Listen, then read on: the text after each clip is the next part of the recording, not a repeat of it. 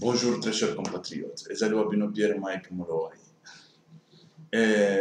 Lelo tolalaki na ndako te tozalaki libanda tobanda kokende koluka nani mwana oyo ya Joseph Kabila soki sifa azawa aza na Madrid azotelengana telengana awa bon aza mwana oyo aye na boyebi président oyo ya Real Madrid liye nde asali de façon que aya boyebi ke bana wana baza na embargo bakoki konani koya poto te akoki kokende ni France, Belgique ou même en Espagne akoki koya te parce que aza na embargo ya Union européenne et puis pas seulement ya Union européenne baza pe na embargo ya États-Unis. Na ni likambo yango tolobelaki yango biso tobetelaki yango c'était pendant longtemps. Mais tant nano ebimaki te na bamédias internationaux, na bamédias ya bato mosusu, il y a eu des gens qui croyaient que tolobaka bilobela et tout ça. Mais tant ebimaki sikoyo na bamédias ya bamindele nde bayoko c'est-à-dire likambo yango ezalaki ya solo biso toyaka kokosaka bato te biso tozoya koloba makambo ya République démocratique du Congo le yango tosuti oyo toloba na bino makambo mosusu okomona biso tolobi yango après bamwana bamwande bandi kobima na bamédia international yango esali tobanda koloba mwana Kabila apesaki passeport na ye na ambassade ya États-Unis batialaki ye rejet ya monene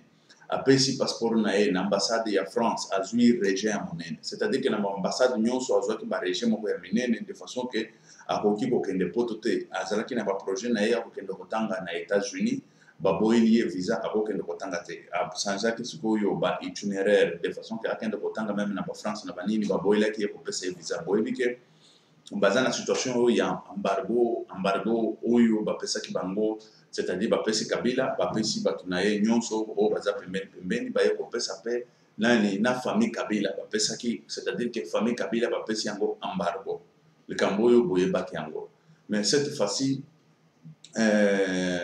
batan wana biso toyaki koyebisa bino oyo ebanda koleka mais bakongole ndenge asi alingi na ye lokuta alingi biloko nini mais chez Pierre Mike Mulowai kokuta lokuta te au kokuta kaka vérité awa okokuta ke la vérité awa okokuta makambo tolokoti na nzela soki banini non awa makambo tozokoki kopesa bino soki nano oyoki yango na bamédia internationaux te okoyoka yango plus tard 6 mois après biso topesaka même na batemps 6 mois après okoyoka 2 mois après même banani nde okoyoka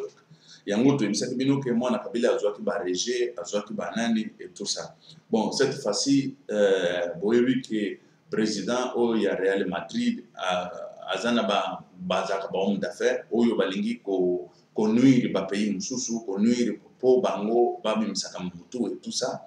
bon mutu yango boyokaki ke ya eu makambo ya Inga basignaki bacontrat na bacontrat oyo basignaki il y a eu des Espagnols il y a eu banani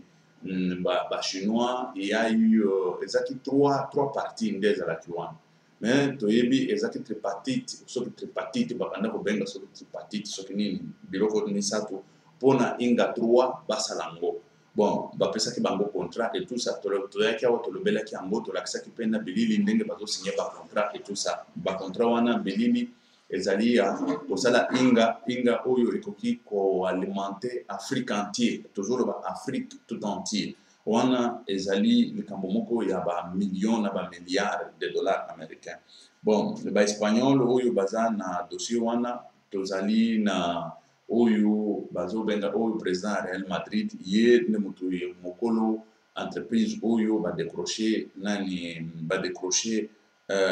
toloba situation wana au contrat wana na République démocratique du Congo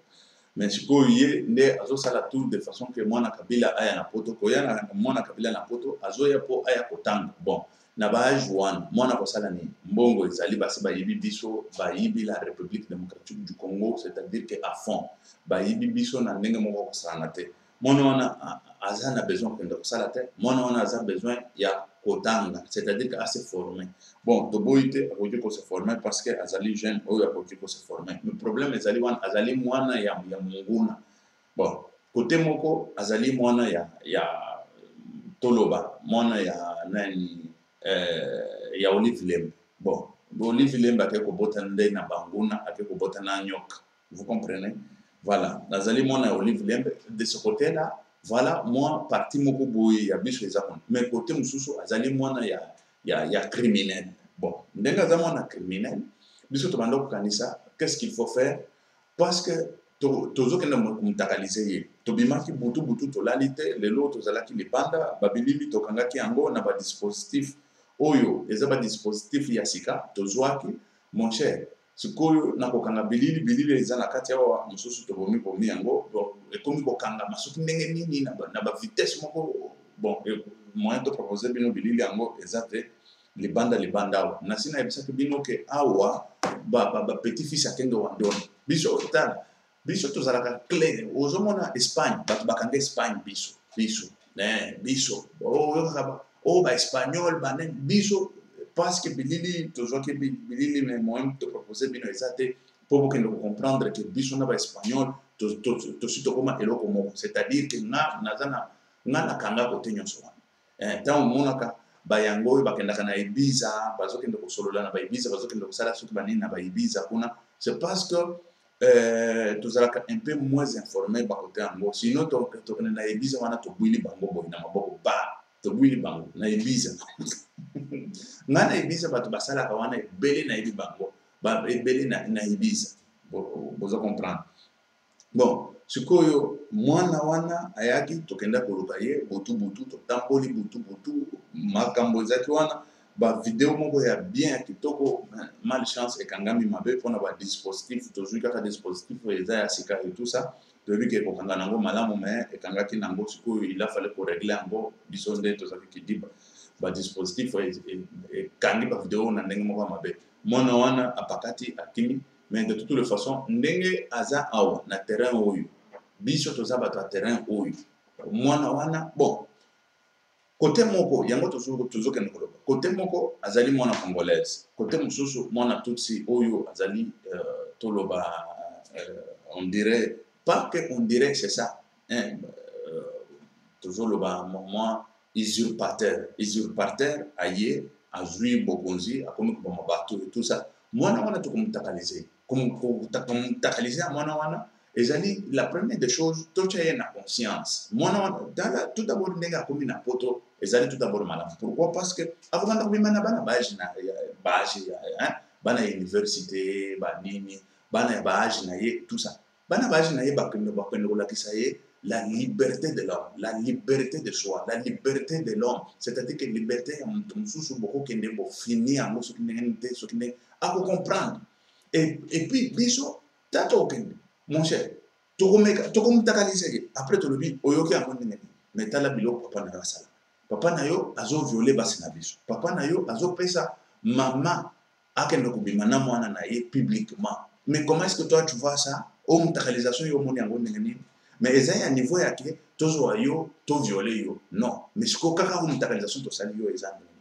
mwana wana tokotia ye na sens moko boyeke akobanda kokende comprendre siko situation que non papa na ye aza satanique aza diabolique aza akokende comprendre boyebi boyoka na Bible c'est vrai que aza mwana na ye mais mwana na ye tant tokotia ye devant un effet accompli devant ba acte moko boye ye moko akokende comprendre que non bato oyo eza poto on va s'organiser nazwaki mwa bato et bato mususu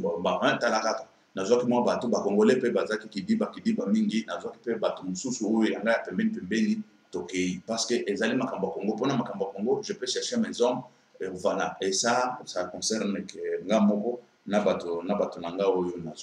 nazwaki mwa bato et tout ça tokei bon sikoyo bakongolais c'est vrai que bazaki kidiba mais cette fois-ci tokomi kolancer sikoyo un appel solennel na bakongolais bacombattants oyo nyonso ya Bilbao ya Madrid ya Barcelone ya tout ça on va s'organiser un jour pour pouvoir kokende kobare route na ba projet macabre wana ya président ya Madrid président ya Madrid problème eza wana tokende nano tosali marche chez ye c'est-à-dire sitting, donc ça la sitting chez et puis on commence déjà à dénoncer que Moutouana a besoin d'immigrés, c'est-à-dire que des sans-papiers, a besoin de bango pour régulariser bango, pas comme on a papier na poto, Mais pourquoi? Pour quelle raison? Et puis Batongo, Bazali suspendu par l'Union européenne. Makambongo, c'est-à-dire que n'est-ce que moi, c'est vrai, à cause de la déjà, et Kenge, tout ça, mais sauf que tu vois qui est, les Iraki qui toko, Togo Kende, tout ça, les marches, tout ça, les sitting, quand c'est une marche, le président, il y a Madrid, il y a président, il y a club, club en français, club Real Madrid. Voilà, au président, il y a club Real Madrid, donc on est tout ça les sitting et après donc on est na ministère ministère intérieur tout ça les sitting tout ça les bango mémorandum il y a que comment se fait-il que cette administration est ko régulariser ma bateau yo bazali tout d'abord bazali na interdiction pour bakota na Union européenne mais administration et que exactement même des azana bango belé akokutana na bato asation ndenge nini mais biso tant tokobanda kobouger kaka libanda awa des politiciens balukaka kaka babisika ya konani bakanga boye mais bino bosalaki boye voilà et c'est ça qu'on va chercher parce que cette fois-ci ezali situation moko ezali situation ya biso nyonso ezali situation kaka ya République démocratique du Congo ya nani ya mutu moko te oyo ya babato mibale ye bokonzi na ye komi kosila akomi kotinda bana na ye na poto mais pourquoi pas bana na ye batikala na Afrique ye aboyaki korégulariser toloba kosala ke bato baza na poto bakende bavote ou bien bapostuler mais sikoyo ye azozwa bana na ye azotinda na poto po baya kotanga na poto mais pourquoi pas bafanda na Kinshasa asi ayebi na ye mbongo ebele baza na bambongo ebele ils n'ont pas besoin koya kofanda na poto mende alobaki yango je n'ai pas besoin d'aller en Europe et tout ça mais bana na bino bazwa kosala nini awa mwana kabila azwa kosala nini awa aye kosala nini awa na Madrid awa na Espagne et tout d'abord visa oyo azwi ezali visa ndenge azali na suspension baza na suspension on a sur le plan international ou sur le plan de l'Union européenne ou sur le plan nani États-Unis visa na yo wana eza visa Espagne eza Schengen te bakopesa Schengen te bakopesa kaka Espagne etant bakopesa visa eza kaka Espagne soki bomoni ye na France azali clandestin bobenga bambila bakokanga ye bakorefule ye boyebi soki bakomi korefule mwana président bakangi ye ka boye mignote bakangi na nsima boye toujours refoulé mwana président bon c'est déjà honte et puis dede ezali que tant ekobima sikoyo na monde ke bato bapesi bango interdiction na kati ya na Union européenne Madrid ou toloba Madrid ou Espagne azopesa bango visa wana ekobimisela bango sikoyo problème mais bino tosignaka na bino baaccord topesi suspension na bato mais bino bokomi kopesa bango visa en kondelope kaka ya mboka na bino wana bokomi bato mabe wana ekokoma déjà problème et puis dede mwana wana alingi po azana na papier na poto awa papier wana eza nini c'est-à-dire tant bazopesa ye parce que visa oyo bazopesa ye ezali visa ya stage toloba ezali visa de travail et c'est comme ça eza visa de travail parce que visa ya stage ezalaka visa d'étude baboyelaki ye parce que visa d'étude baboyelaki ye mais visa de travail soki bapesi ye visa de travail aye na visa de travail là bakoluka de façon ke azwa papier na poto awa de façon ke azalaka na mwa koya na ye facilement kozonga na ye facilement na Afrique abanda kovajaka sikoyo sur le plan Union européenne et tout ça c'est ça qu'on est en train de chercher yango bozomona tolobi ke on va se mobiliser de façon que tokende na ministère ya affaires intérieures kuna nde tokokende kosala match kuna nde tokokende sikoyo kosala makelele de façon que kuna nde kuna balégalisaka bato kuna ozala nani dossier na yo ekokende kuna tanto okende kuna dossier ta ekokoma ekoloba bato moko bayaki awa déjà kuna dossier oyo eza ndenge nini ekokoma déjà dossier politique ezali ndenge eza wana tout d'abord eza dossier politique bazokende nango na ndenge politiquement mais aussi longtemps bazana suspension sur le plan de l'Union européenne yango tozokende dénoncer yango et puis tosali mémorandum tokomeli pe ministre tokomeli pe na bato opposition tokomeli bato nyonso bato opposition bakoyuzu awa président zaki wana babengana ye kaka boni corruption banini babengana ye akenda bon corruption tobandi komona déjà sur le plan ya mwana oyo ekopesa baoyo baza na bokonzi déjà problème ekopesa bango problème parce que baza na suspension ezali mutu neti mutu nyonso te mais mutu aza na suspension bokoki korégulariser ye na mboka na bino te pourquoi parce que azalaki légal te avant la suspension et après suspension beaucoup kopesa même visa te et c'est ça makambo nyonso wana tokotia ngo na papier totie totindi bakopesa ye papier te wana papier na bango oyo c'est-à-dire bakopesa même visa te mais visa oyo baye kopesa c'est-à-dire que bato oyo bazali compétent te po basala mosala oyo mwana wana akoki koya kosala baza te na Espagne bakende na sécurité sociale bamona bato nyonso bazochôme kuna et tout ça bato bazali compétent toloba kutu compétent plus que mwana wana ba espagnol bango moko tout d'abord compétent même na bao ba immigré baza déjà sur le terrain bazali compétent ou ba incompétent po basala mosala wana baza c'est-à-dire que bato nyonso baza ba incompétent mosala nini c'est ça il faut pas prouver biso que la compétence mwana wana aza nango ya mosala oyo bato oyo bazali des milliers de gens ou des millions de gens oyo baza na chômage na Espagne bakoki kosala mosala wana te bayebisa biso baya badémontrer yango parce que eza biso nde tokoloba ke il faut basala yango boye ezalaka na loi ya mboka oyo loi ya mboka oyo bachange yango kala bazalaki ke moto azoya na akokende kozwa moto partout po ya kosala mosala et tout ça mais cette fois-ci ekoma ke po prouver ke moto wana ozwi ye libanda aye kosala mosala c'est-à-dire que tu as cherché na sécurité sociale parmi bato nyonso wana ozwi moto te nde okoki kozwa moto sikoyo libanda po aya kosala mosala wana ezali na kati ya crise oyo ya Espagne depuis ba crise esalama ya ba 10 ans yango wana nde balwa mais comment se fait-il que bakoki koya na moto moko boye oyo azali déjà na suspension mais aya na suspension mpona entrer na Union européenne aya po asala mosala moko boye mais ça c'est la corruption pure et simple la corruption pure et simple et c'est clair et net wana ezali likambo oyo kozala clair et net toko dénoncer la corruption oyo président ya Madrid azosala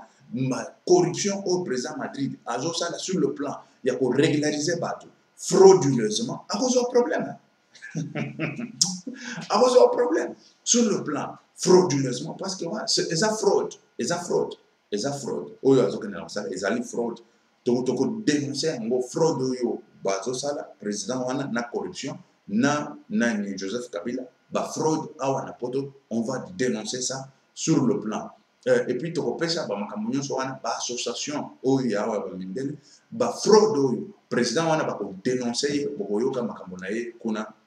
ekosuka pona corruption ya bato yango parce que il peut régulariser les gens ce n'est pas aussi mauvais parce que moto akoki ko régulariser moto alingi ko régulariser parce que selon la loi mais bango azokende ko régulariser moto aza na Afrique oyo azana suspension pour aya na poto mais c'est ça le grand problème wana il y a quelque chose et puis azana contrat oyo déjà décroché yango kuna voilà situation wana situation nyonso wana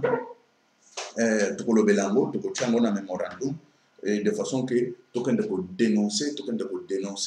la corruption oyo bazosala parce que mwana wana soki azalaki mwana normal toloba aza normal tolobi te kaza normal te soki azalaki mwana ya Olive Lembe bon na congolais na biso moko problème ezate aza mwana na biso aye kutu voilà toko batela ye tolobi mwana na biso aye congolaise na biso atanga na ye asala ba nani na ye oyo alingi kosala ba activité tout ça mais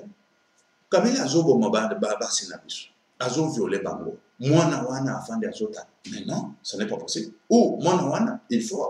ayebanda pe et puis yabanda pe ko dénoncer alors non makambo wana ezama parce que ezali na règne ya papa na ye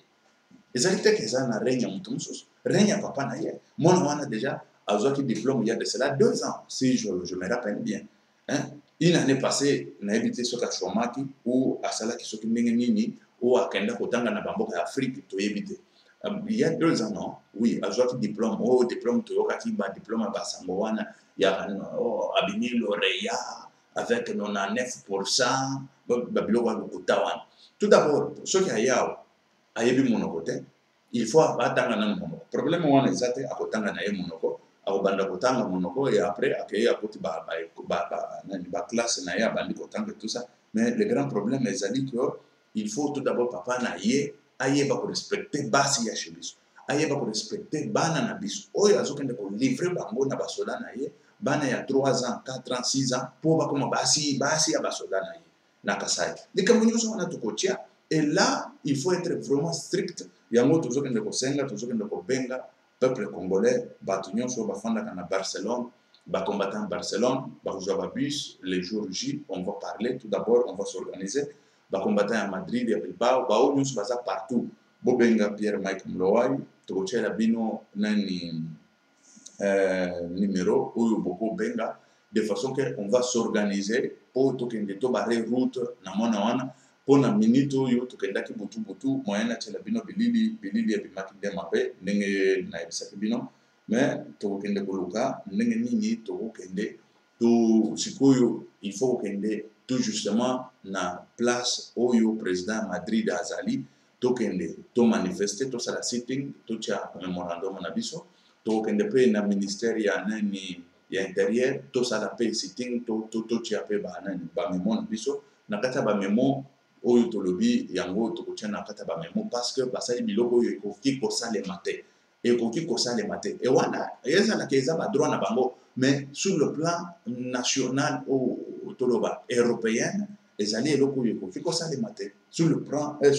européen voilà mwana ngo tokende koluka ye tomutakalize ye mutakalize ye mpo amona ayeba situation oyo bana mosusu bato mosusu bazoleka na kati ya république démocratique du Congo situation papa na ye azokende kotia peuple congolais bazoviole peuple congolais matin midi soir toloba bazoviole peuple congolais matin midi soir bazoboma peuple congolais matin midi soir mais ya ye bana bafandi kale me bafandi na ndako bana président bana nani moto atoshaka bango aza te mais lelo ekoyidi ye bayeko koya sikoyo na terrain na biso na terrain na biso na terrain na nga na terrain na yo na terrain na biso nyonso wana il faut toluka ndenge nini toyeba likambo ya kotia Kabila contre mur parce que aza lisusu na esika moko akokende te mwana o aza na Madrid o aza na Kinshasa o na bamboka ya Afrique wana voilà aza na bisika mosusu akokende te là nous sommes là debout mobilisés comme un seul homme de façon que bango pe bakende ko comprendre pasi oyo bato oyo bayokaka na beni bango pe bakende ko comprendre pasi oyo bato oyo basi oyo bazoviole chez biso bango pe bakende comprendre na famille na bango pasi oyo bazusa 87 fausses communes bazoboma bato ndenge wana mais mwana na ye ayawa na Madrid tofanda nya tozotala ye tokolala pongi te tokose mobiliser ti parce que soki toyebi bisika afandaka changer parce que bazana bambongo na bango akoluwe awa akeya luwe kuna luwe boy et tout ça mais tokoloka ye tokozwa ye awa ezali terrain na biso tokoloka ye tokozwa ye tokoyeba bisika afandaka ça c'est ezali correct tokoyeba awa naza Pierre Mike Mlowai ça c'est mon terrain à moi siko akoyeli na terrain na nga butu tozalaki libanda bandeko tolali te à partir ya ba minuit jusqu'à 4 heures du matin tozolukisa ye na ndenge moko akosala te bilili vraiment nde esali mwa mobulu de façon que totiela bino bilili tobanda kokanga ekangami bien te mais de toutes les façons boyebaka biso toyaka na lokuta awa te chaque fois toyaka koyebisaka bino bamakambo ebimaka na bamédia internationaux tozoloba bamédia ba RFI banini nde bayaka kozwaka yango 1 mois après 2 mois après 3 mois après voilà nde boye biso tozalaka biso parce que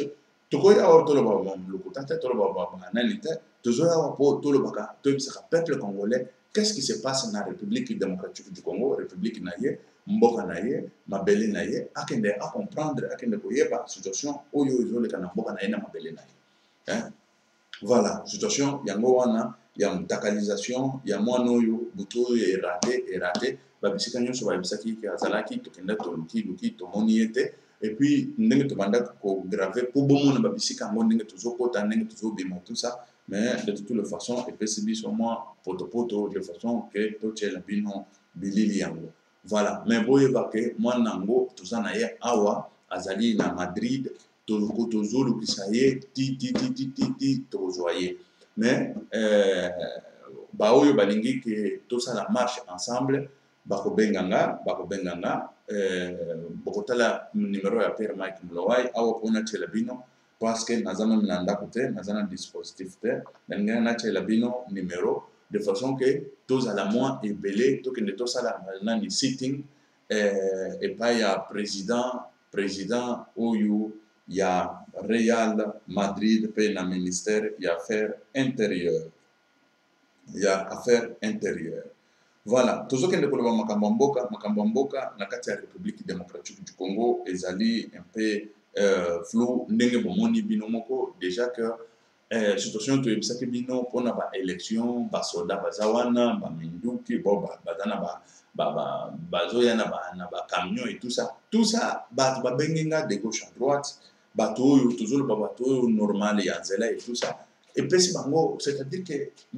bayoki nano mwa kobanga wana eza nini c'est ça kobanga wana ezali que basoda wana boyebi nasi na lobango bato bayibaka peuple congolais soda moto aviolaka peuple congolais soda mutu abomaka peuple congolais soda bato ya kabila wana bango basala 87 fausses communes boyebi yango 87 fausses communes ezalaki nani mutu bato ya kabila bon na minute oyo bato ya kabila wana bango wana o bato ya seni bon likambo yango tozomona yango eza flou mutu azoloba ni anibe aza te mutu azoloba ni nini aza te o bato ya seni babandi wana bacriminel wana balati nani ya seni bacriminel balati sokoto ya seni bakangi boye seni yeo wana seni u ezali eloko moko boye ya barwandais baye kotiela biso po banani babomaba sikoyo vote yango boloba sikoyo eza vote en privé ou vote public boyebisa biso vote public ou vote en privé sikoyo biloko nyonso wana batie pour dissuader oyo babengaka na français que pour dissuader la population pour dissuader les votants bato oyo bazoya kovote badissuader bango bachanger bango bavie ntango moto azoya atali amoni basoda oyo kovote nani atali te alobi te na shadari atie boye nzoka ayaki kovote na ye shadari te parce que ezali vote moko esalamaka te na planète oyo esalamaka te na mokili oyo c'est la première fois vote ya lolenge wana esalema na kati ya République démocratique du Congo et avec des militaires oyo bazovioler bato matin midi soir chez biso bafandi bazokende kovioler bato et puis moto azoloba ni a ni b aza te situation yango wana ya bavote oyo toza nango bon toza na basituation mosusu ezali ya bakote bamarche esalemi mingi bakote ya Kalemi na Manyema bakalemi et tout ça boyebi barecteur na banani bazokende kowelela babokonzi et tout ça bajeune babimaki basali bamarche libanda et tout ça batombi bani olie basala bamarche mpona bakonzi oyo bazozwa bokonzi sans mandat sans quoi et puis tozoluka alternance moko boye ezalaka na kati ya mboka na biso et puis la démocratie ezalaka na mboka na biso mais bango kuna na bavillage bazokende kosala bamarche mpona barecteur likambo oyo namona yango mpe na bavillage mosusu mpona barecteur bakei mpona barecteur basali na bango bamarche et tout ça bon ça ezali likambo ezointeresse biso te oyo ezointeresse biso mingi ezali situation ya toloba situation ya République démocratique du Congo et de toute façon peuple congolais tozokende koloba mpe situation mosusu ezali situation ya boyebi ndenge babandi kokima tozonga nano moke ndenge babandi sikoyo koluka ndenge nini bakokima la République démocratique du Congo bana na bango bazaka na poto bana na bango parce que moi je vois mal comment est-ce que bayange wana bakolinga baya kofanda na poto mais tamba baza na mbongo tamba non ça me dépasse nga ezolekela nga situation yango bokoloba bazo répéter tout ça parce que moi ça dépasse mon entendement des millions et des milliards oyo bayibi na kati ya République démocratique du Congo sikoyo bazoyao na nani excusez bazoyao sikoyo na République na nani na Espagne koya kofanda koya sikoyo bakomi kozwa ba visa moko boye ya mayuya bakomi kozwa ba visa moko boye ya mayuya yebaya kokosa pepe baya kokosa ka bato ke azoya na ye ko nani kosala msala makambo échanger bomoni nani akoki kondimake Olive Lembe au Kabila totia Kabila parce que Olive Lembe yazalaka mwana azaka cool pas cool aza médiocre parce que azolobela mobali na été c'est ça azaka médiocre bon parfois amikitisaka mwa ndambo et tout ça Bon, mais azalaka mwana. Bon, comment se fait-il que mutoka uloba mwana kanambe akozanga visa toyaki tolobi awa wana banani batu bamoni biso neti tozokosa mais butu ya lelo tozalaki libanda mwana wana abiki mwana wana abiki non mpona nga eza esengo pourquoi parce que bon biso na minute oyo olingi okende France okei France olingi okende Belgique okei Belgique mais mwana kabila akosala yango te mwana kabila na minute même soki bapesi ye visa wana akoki kosala yango te jusqu'à tel point akozwa papier na mboka oyo na mboka oyo soki ke biso totelemi ndenge tozoloba ke tokotelema tosala bamarche tout ça même papier na ye mpo azwa yango ekozala nano potopoto bakobanda sikoyo baétudie batalaka situation eza ndenge nini eya kodéclenche bamakambo mosusu te eya kodéclenche voilà parce que makambo papier ça ne dépend pas de Kabila et encore moins ya bato oyo parce que aza na mbongo et tout ça awa okusutuka kaka makambo bascule oyo na ndenge moko ya nani osutu kaka mwana wana bazwi ye bazongisi ye na kimiko barefule mwana ya Kabila mais on va marcher dans l'association de façon que l'association wana essaie de décanter ceux qui bazongisa ye ceux qui bakorefule ye barefule ye voilà parce que visa wana ezali visa moko ezali na sens te c'est vrai que mboka na mboka baza na droit kopesa visa mais wana sikoyo boyeba ke Espagne agiraka na ndenge ya Espagne ye moko te il faut yebaka ngo wana ekoma sikoyo makambo ya parce que tant ya azo agir te en tant que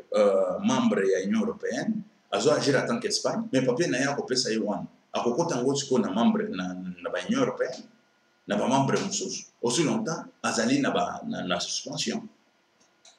akokota ngo sikoyo yango il faut kobare route dès maintenant bon soki aye kotanga aza mwana na biso ba congolaise akoki kotanga na ye parce que tolingi ke bana batanga bana bakende mais mwana il faut sikoyo toyoka ye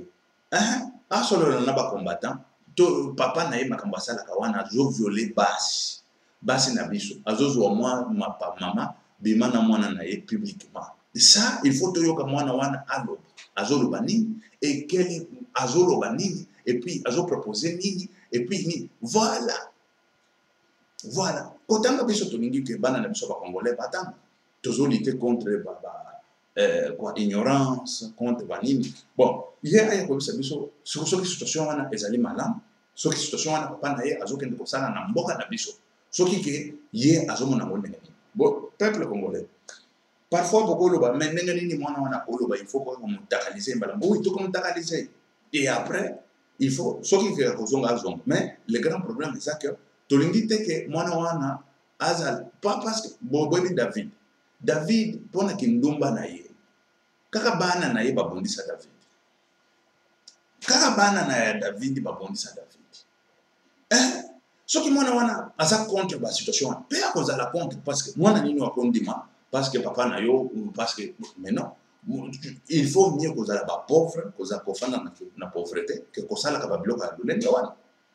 c'est mieux kozala na kati ya pauvreté que kosalaka babiloko ya lolenge wana ya kokende kozwa bana bamemaka na bamama na bango babomination ndenge wana eza na bana mosusu bakondima ngo te na kati ya nani na mabele na bango ebele bakondima ngo te ebele bakotala balobi mais non cette situation non c'est diabolique papa on ne peut pas non on ne peut pas tolérer ça et c'est ça eza na bana mosusu bakondima ngo pe bakomi omoni balobi non papa mpona kozala président ou leader ekozala na kokoti kosaka babiloko te et c'est vrai tozokende koloba Mandela a été leader avant comme président et il a été leader après kozala président leader eza kozalaka président de militaire leader tala Mukwege docteur Mukwege ce sont des leaders autres bengaka leader docteur Mukwege nani Martin Luther King leader bango tozokende koloba leader na niveau mais sikoyo yoki leader il faut ozalaka opesaka bato babomaka bato nde oyo koma président bamonaka ke yo oza leader yo oza dans mais non eza na bana bakobimaka na libumu na ye wana bakobundisa ye mpona mabe oyo azosala mabe moko ezanga kombo mabe oyo ya abomination bana oyo babimika na libumu na ye bakobundisa ye ndenge babundisaki David bana ya libumu na ye moko babundisaki ye pourquoi mpona babiloko wana tozo ke ne muke na zo yebisa bino ke Kabila bakobundisa ye tina bana libumu na ye bakobundisa ye tina bana libumu na ye bakobundisa ye mpona mabe wana ntango mwasi wana nalobaka Olive Lemba amopagano koma akozala azondima biloko ya lolenge wana ntango aviolaki mwasi wana na Kananga na Kasai, elle devrait partir en tant que femme. Elle devrait se mettre, c'est-à-dire qu'à tout prix, à tel à Zoloba, biloko ekoko kosalema te. Na mabelo nga nazali ekoko kosalema te. Nga en tant que première dame, cette situation finie. A bête pe na mesa ba kangi ba yangi nyonso wana bati. C'est parce que azo sa ngona consentement ya mobale na ye. Mo pagano.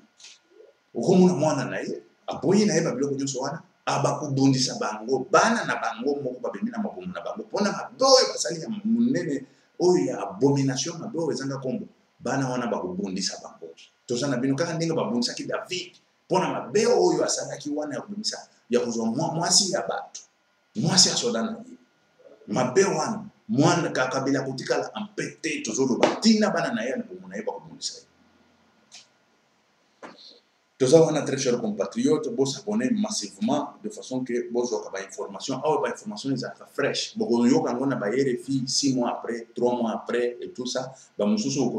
des makambo ezanaki ya solo, voilà, mais awo kozwa. Ya awo, déjà toujours confirmé yo makambo solo ya ngoyo makambo boy na boy. Toujours confirmé yo ozomona ngo et tout ça. Et c'est comme ça. C'est comme ça ici. Bon, vous s'abonnez massivement. Et puis, si vous s'abonnez de façon que bozo kaba information ya mboka